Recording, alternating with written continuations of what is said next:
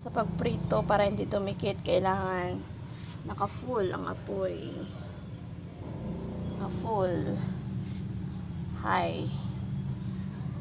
Tapos, ayan, kailangan malinis na malinis yung kawali mo. Ayan.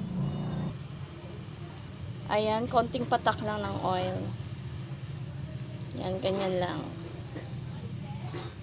So, habang may halo siyang tubig, ayan siya.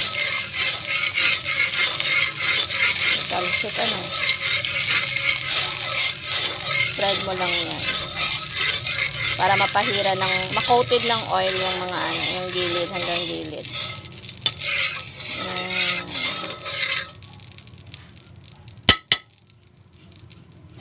Ayan. Hayaan mo lang siya. Hanggang sa mag-usok-usok. So, ito yung minarinate ko na pink salmon. So, ayan, nag-uusok-usok na. Saka natin ilagay yung ating ipiprito. Okay.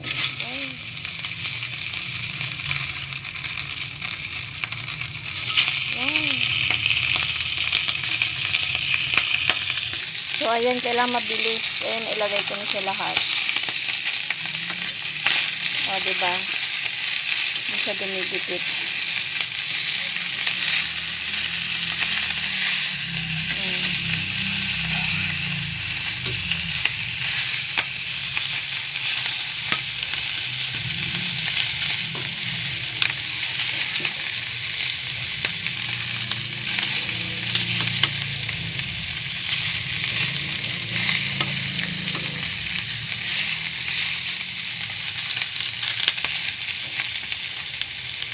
So, ayan.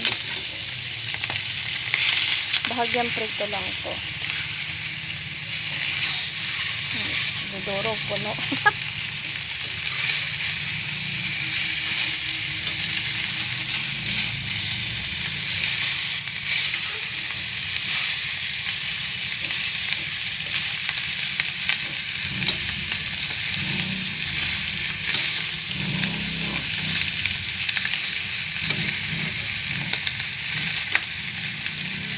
So, kasi magpula-pula siya.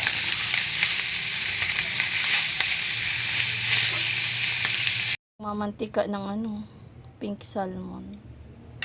Ganyan ako magsigang. Piniprito ko muna siyang bahagya. Masarap na papakinti. Kaso, ang dami kong nilagay kaya hindi ko na siya. Hindi ko siya napaano. Pero luto na yan. Yan nagmamantika.